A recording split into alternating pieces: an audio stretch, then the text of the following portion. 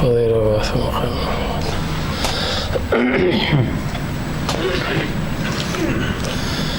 إن الحمد لله نحمده ونستعينه ونستهديه ونعوذ بالله من شرور أنفسنا وسيئات أعمالنا. من يهده الله فهو المهتدي ومن يضلل فلن تجد له وليا مرشدا. وأشهد أن لا إله إلا الله وحده لا شريك له وأشهد أن محمدًا عبده ورسوله صفيه وخليله أرسله بالحق بشيرا ونذيرا وداعيا إلى الله بإذنه وسراجا منيرا. أما بعد، فإن خير الحديث كتاب الله وخير الهدي هدي محمد رسول الله صلى الله عليه وآله وسلم وشر الأمور محدثاتها وكل محدثة بدعة وكل بدعة ضلالة وكل ضلالة في النار. My dear brothers and sisters, Allah subhanahu wa ta'ala, when He let Adam occupy this earth, this planet, He created in it everything that human life needs to be sustained. And there is enough wealth in it for every human to live comfortably and decently. However, it is also that part of Allah subhanahu wa ta'ala's hikmah that He provides us in a way there'll be rich people in society and there will be poor people in society as well. And He made it part of getting closer to Allah, and one of the greatest acts of good deeds is charity. And He did not leave it optional, but He made it obligatory in the form what we know as Zakat. Islam is built on 5 pillars: Shahadatu an la ilaha illallah wa anna Muhammadan Rasulullah wa iqamatu as-salat wa ita'i az-zakat wa sawm Ramadan wa hajjul bayt liman istata'a ilayhi sabila. So 3rd pillar is Zakat. Zakat it's a duty on every able Muslim who have enough savings to take part of his wealth to give it to the poor. And it is not optional, it is fard. And the state has to enforce that, because that is the right of the poor. Poor people have a right in our wealth, and it is a form of purification of our souls, of our nafs, from al-shuh, from al-bukhl, and also purifying our wealth so it will be halal and pure, and also it is purifying those poor people from the feeling of hasad and envy and feeling being neglected or ignored by the majority or by the rest of the community.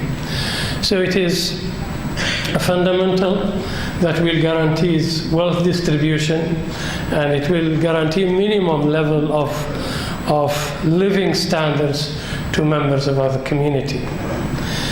We have zakat, and we have sadaqat, and we have awqaf. These are 3 forms of spreading and making the wealth available to the rest of the community, and in a form that, if it is implemented truly, there will be no poor people in community. When Islam ruled the world, And under Islamic rule, at one time people were struggling to find a poor man to give him zakat. That was the extent of wealth achieved by the whole of the community. When there is fair and distribution of wealth, no corruption, no greed, dominating economy, like we see it today. They call it capitalism, but it is ugly greed. It has no other interpretation. By the way, greed is abhorred. It is a shame in every religion and culture. Yet today, they give it fancy words. They call it profit. They call it free market. Islam is with free market, but not free market that creates monopolies, that makes the wealth go into the pockets of few while the rest are getting poorer. And that is the situation today.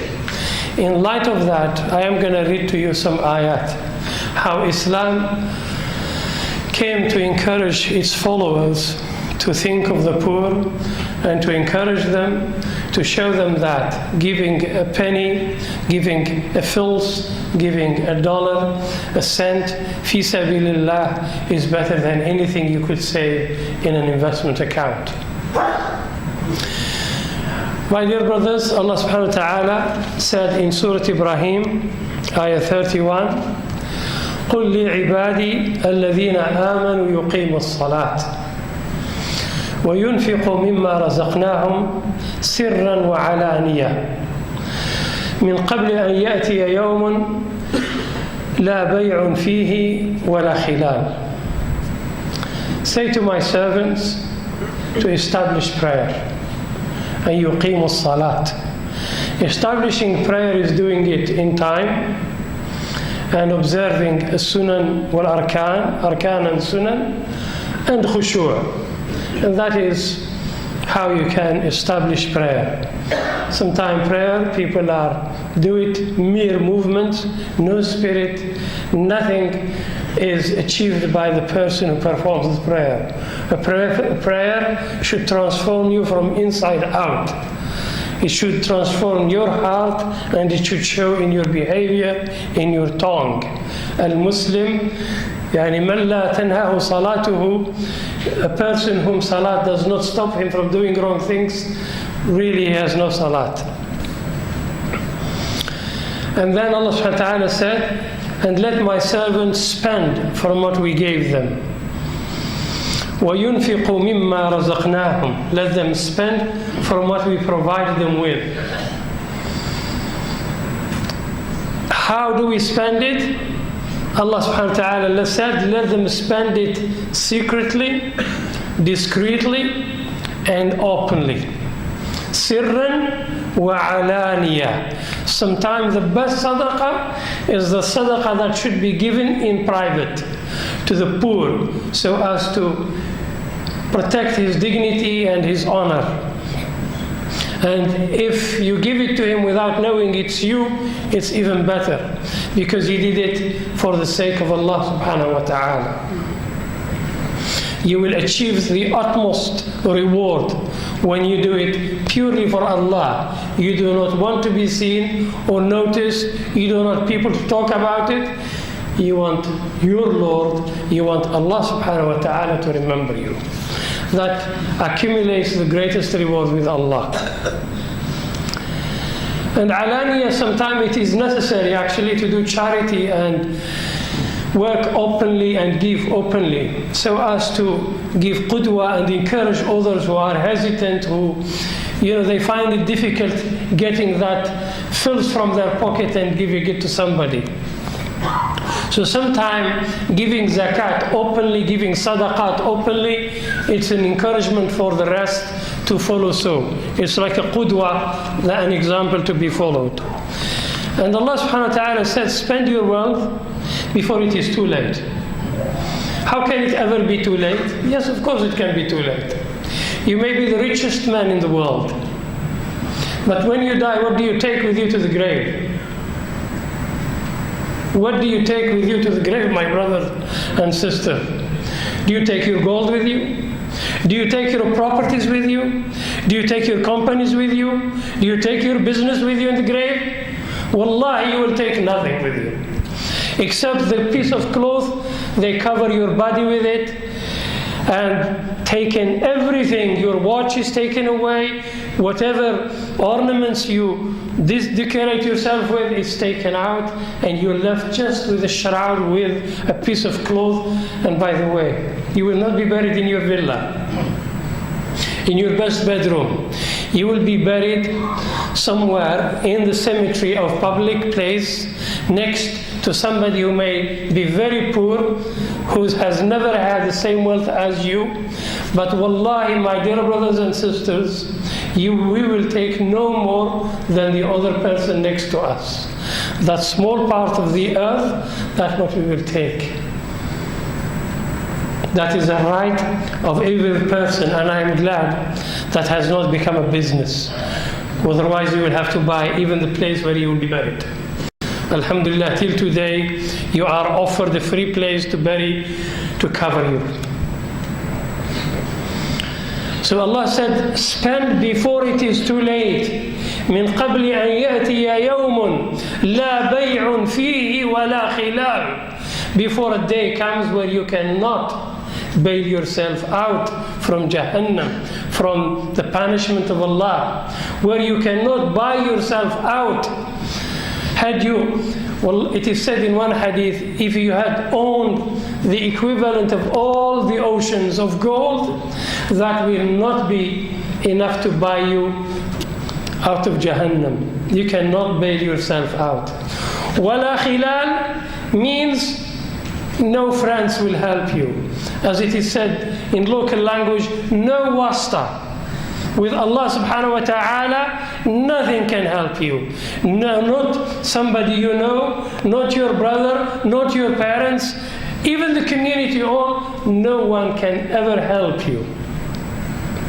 من قبل أن يأتي يوم لا بيع فيه ولا خلال. In another ayah in Surah At-Taghabun, Allah subhanahu wa ta'ala says, فَاتَّقُوا اللَّهَ مُسْتَطَعْتُمْ.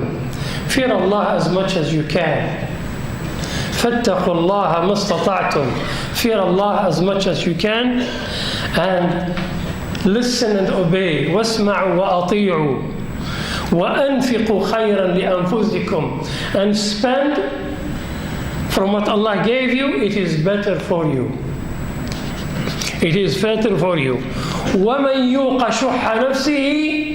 And whoever has won against the shuh of a nafs, the stinginess of our nafs. Your nafs sometimes scares you. You're going to be poor. That money you could invest, that money you could buy with it, so and so. And we start thinking, if ever the thoughts come to your mind, say, أعوذ بالله من الشيطان الرجيم, and go and give that money. One day, Rasulullah sallallahu alaihi wasallam, as part of the Hajj ritual, Muslims sacrifice during the Eid al-Adha.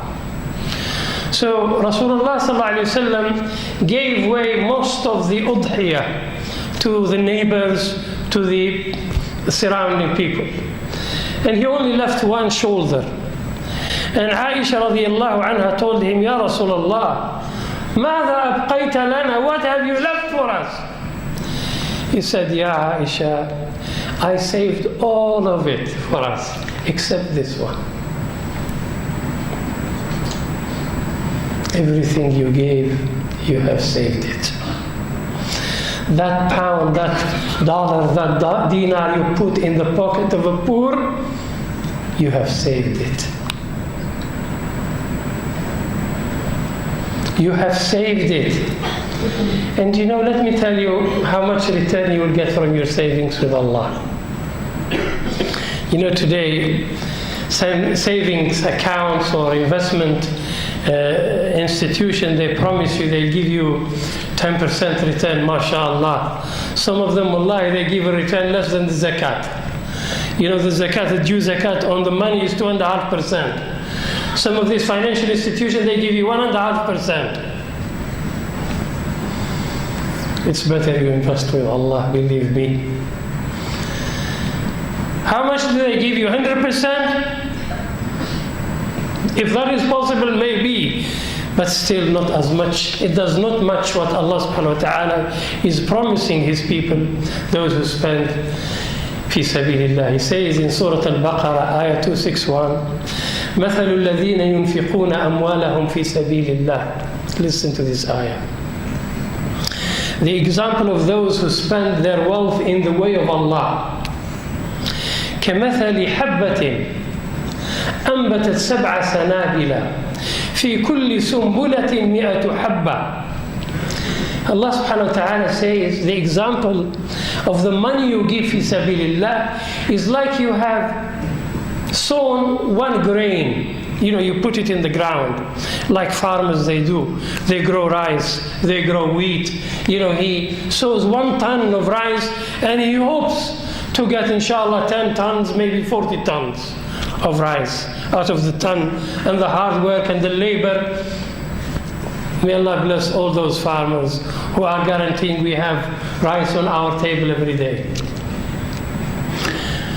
Allah is promising that you will get 7 from that 1 grain. It grows 7 spikes, 7 سنابل في كل سنبلة 100 حبة. In every spike 100 grain. So it is 700 grains. 1 grain will give you a return of 700 times. Not only that, Allah subhanahu wa ta'ala then promises, وَاللَّهُ يُضَاعِفُ لِمَنْ يَشَاءُ, and Allah multiplies it even more to whom He wishes. The sincerity guarantees that your return will be multiplied many times. وَاللَّهُ يُضَاعِفُ لِمَنْ يَشَاءُ وَاللَّهُ وَاسِعٌ عَلِيمٌ. Allah is all encompassing, all knowledgeable, subhanahu wa ta'ala. One day a poor man came, a traveler. By the way, one of the group of people that the sadaqat should be given to is al-musafir, the traveler, ibn al-sabil. He came and to Rasulullah sallallahu alaihi wasallam and he said, Ya Rasulullah, I have nowhere to go. I need a shelter, I need a place, and I need food. Rasulullah sallallahu alaihi wasallam sent to his wives and they told him, we don't have much. So then Rasulullah sallallahu alaihi wasallam wanted to offer the opportunity to one member of the Muslim community, and he said, who will host this guest, this traveler? One man raised his hand. He said, I'll do, Ya Rasulullah. He took him to his home and he told his wife, what do we have for tonight? She said, we only have this. It's barely enough for our children. He told her, it's okay. Keep the children busy until they sleep, and then please present the food to us and extinguish the light. And so we put the food in front of him and we all sit around the table, the man and his guest. And she did as he told, and the guest ate and had plenty. And he never knew that this family did not even have enough food for their children. Tomorrow when he met him, Rasulullah sallallahu alaihi wasallam, he told him, Ya hada, what did you do? The angels and Allah are speaking about, are talking about you. What have you done? I said, not much, Ya Rasulullah, except this is what I did. And that was enough. Only 1 meal, 1 dinar meal, made the angels, Allah subhanahu wa ta'ala, remember that man and talk about him. What a great act he did. The sincerity, the sacrifice.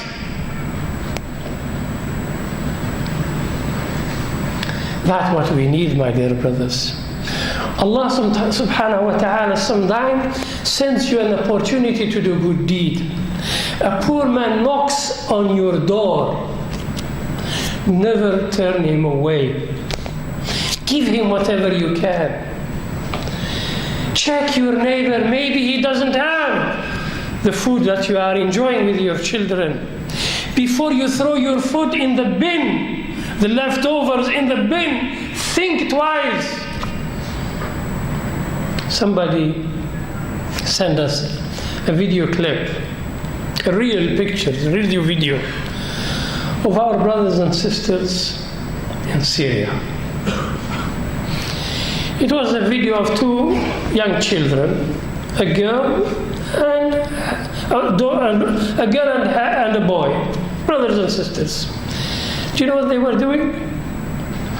They were picking breadcrumbs from the dust. Wallahi, just like you see chickens do that. You know, when you see them, those wonderful children, may Allah bless them and extend in their life, that one day they will make a difference.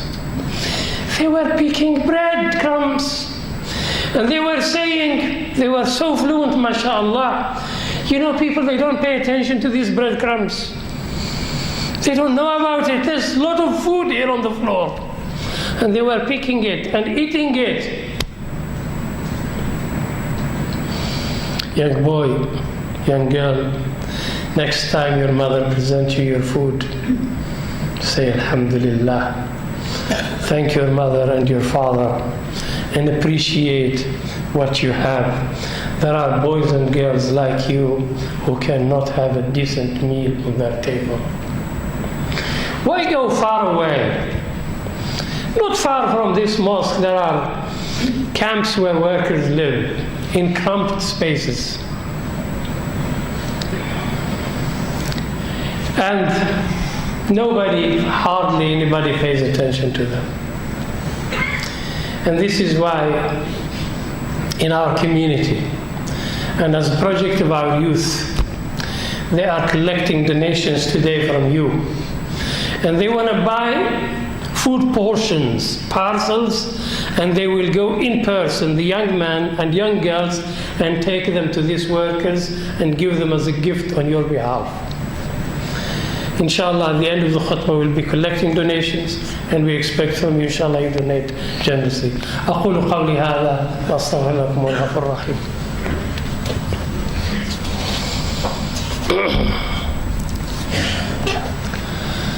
الحمد لله رب العالمين أحمده حمد الشاكرين وأصلي وأسلم على نبيه الأمين المبعوث رحمة للعالمين. My dear brothers and sisters, I read for you another hadith. He said صلى الله عليه وسلم ما منكم من أحد إلا وسيكلمه الله ليس بينه وبينه ترجمان فينظر أيمن منه فلا يرى إلا ما قدم ثم ينظر أشأم منه فلا يرى إلا ما قدم ثم ينظر بين يديه فلا يرى إلا النار تلقاء وجهه فاتقوا النار ولو بشق تمرة أو كما قال صلى الله عليه وسلم. He say on the day of judgment, Allah will speak to every one of us without any translator in between. A person would look on his right hand side and he will see his deeds, and he will look on his left hand side and he will see what he has done in this world. And then he looks ahead of him, in front of him, and he will see hellfire, blazing hellfire. Then Rasulullah sallallahu alayhi wasallam said, save yourself from hellfire even with a half of a date. وَلَوْ بِشِقِّ تَمْرَةٍ. Tamra is one date. You know date, you live in this country. Date. Even if you donate one half, you share one date with another person, that could save you from hellfire, my dear brothers and sisters. Oxfam have published a report, and I found it interesting, it's relevant to our topic. In their report, they showed the the differences of wealth, how wealth is so accumulated in few hands. They said in their statistics, 85 persons in the world, their accumulated wealth is equivalent to the wealth of 3.5 billion persons in the world. 85 persons in the world, they have a wealth equivalent to 3.5 billion human being, poor human being in this planet Earth. And then they said 1% of world population, they own 50% of world's wealth. Post-financial crisis, this is specific to United States. He said, post-financial crisis, 2009, the revenue came to the country, went to 1% of US population, and 99% of the people went poor. It is not my claim. This is Oxfam report. It is published in many newspapers and in the Forbes magazine. I read it, and you can refer to it. This is what I say, that people need Islam. Islam brings justice. Islam ensures minimum wealth distribution among people. There will be less poor people. There will be always poor people, that is natural.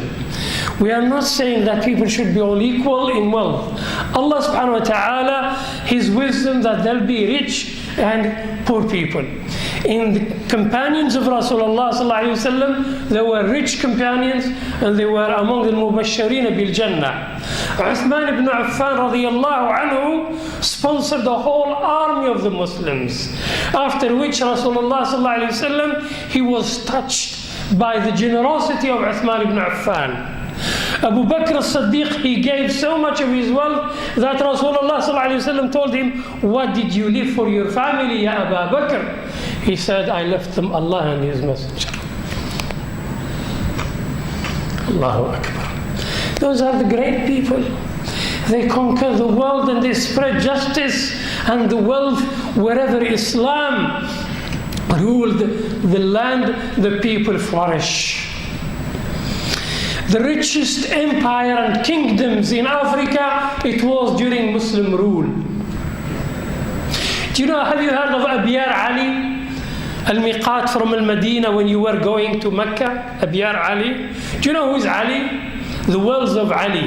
They are called the wells of Ali. Do you know who dug up those wells?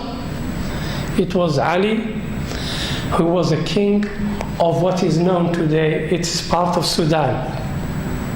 Does anybody know the name? It is part of Sudan. Now, unfortunately, Africa is one of the poorest regions of the world.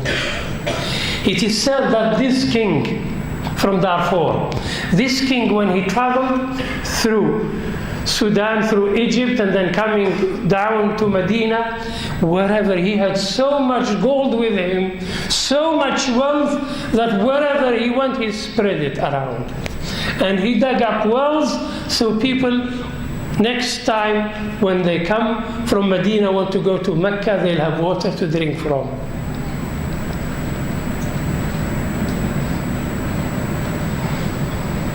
The subject is long. Inshallah, we'll cover it maybe another khutbah.